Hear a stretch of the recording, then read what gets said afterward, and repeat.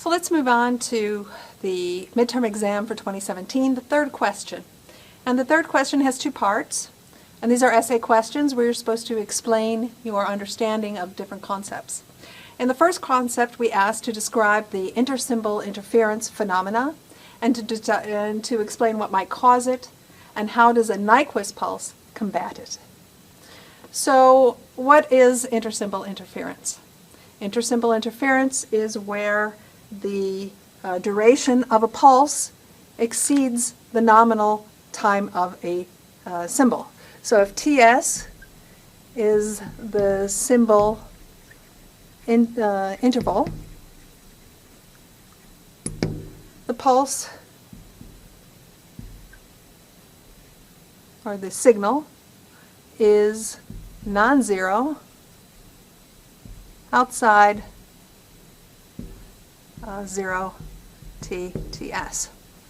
So if I had no intersymbol interference, the pulse would stay in its own place and it would not interfere with the next symbol. However, because, so if we were to look at the plot that's actually in the notes, this would be no intersymbol interference. And in a system where that pulse is somehow extended, then you can see that although it should have ended here at time TS, it exceeds. The fact that it exceeds means that this extra signal is going to interfere with the following symbol. So this causes interference in next symbol interval. So for the exam, I think it's really important that you get your words down. You do some little sketches, that's good. The main purpose of a question such as this is for me to really believe that you understand the concept.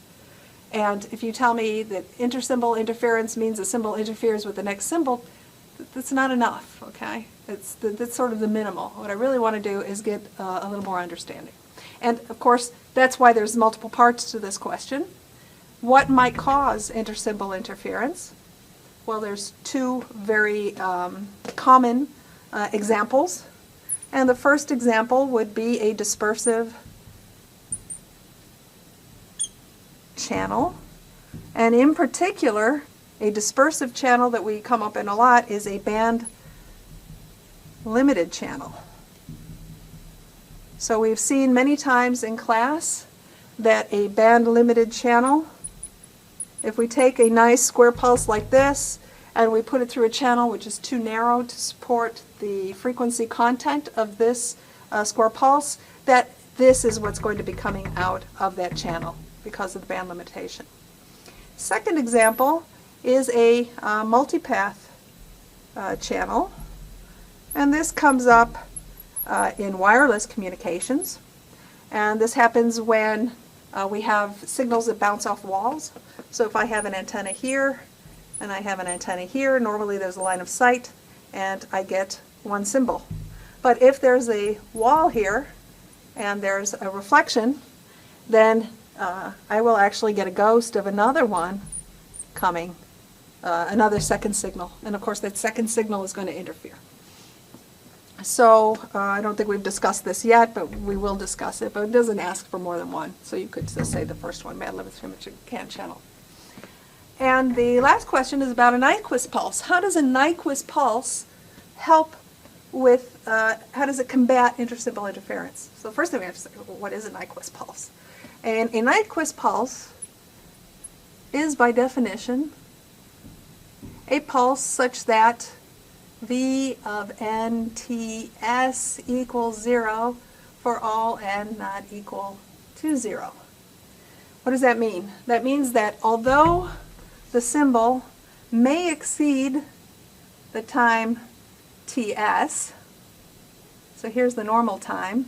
This is my sampling time normally.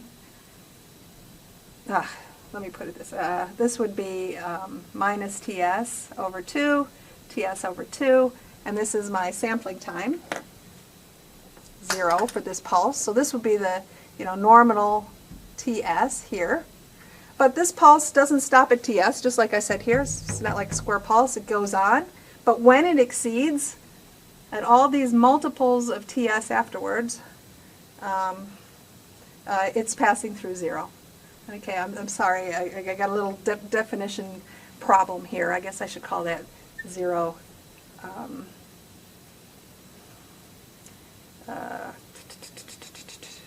Sorry. This would be TS, the sampling time, when I would do it here, and then this would be 2TS, 3TS, if I did my math right.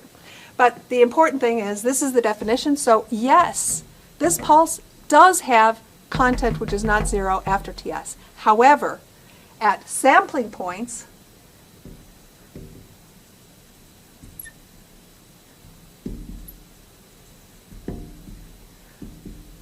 the Nyquist is 0. And if it's 0, that means it's not going to hurt the interest, so it will be like no ISI. Remember, I'm having a linear sampling receiver. So although this pulse may be non-zero, if when I sample it, it went to 0, then the only thing that really counts is the time I sample it. So if at the time I sample it, this signal is now 0, it's not going to give me any intrasymbol interference. It's only if, my sampling time happened to be here and there was some value that was getting in the way of the true signal. Okay, so you have a limited amount of time to write that all down, so make sure the ideas are clear in your head. Alrighty then. Again, let's go on to the second question now. What is a priori probability in a communication system, and how can it be used to improve receiver performance? So the first question, what is a priori probability? Well, symbols are sent with a certain frequency. Random symbols would have the probability of each symbol equal to 1 over m. So this information about how often certain symbols are transmitted is a priori probability. This is an example of an a priori uniform distribution,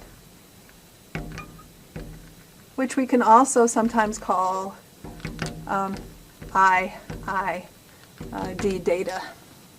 Another example of different probability, let's take binary.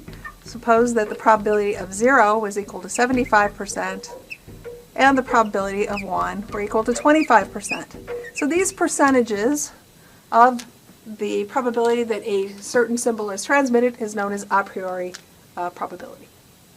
So the question is, how can we use these to improve performance? Well, we've seen that we had two types of receivers that we examined. The maximum likelihood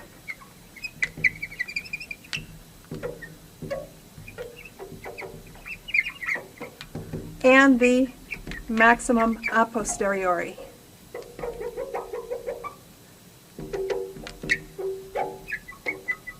So these are two different receivers, and they maximize different quantities. And in particular, if we have a priori probability, then we are able to calculate the map. If we do not have a priori information, then we cannot do a map receiver. It's impossible. We need to have that information. That's what makes a map receiver. And to give a little bit more background, if the distribution is uniform, in this particular example, so if I say for probability of SI equal 1 over m, in this case the map and the maximum likelihood receivers are identical. There's no difference between them. But it's really, this is the worst case performance for maximum likelihood.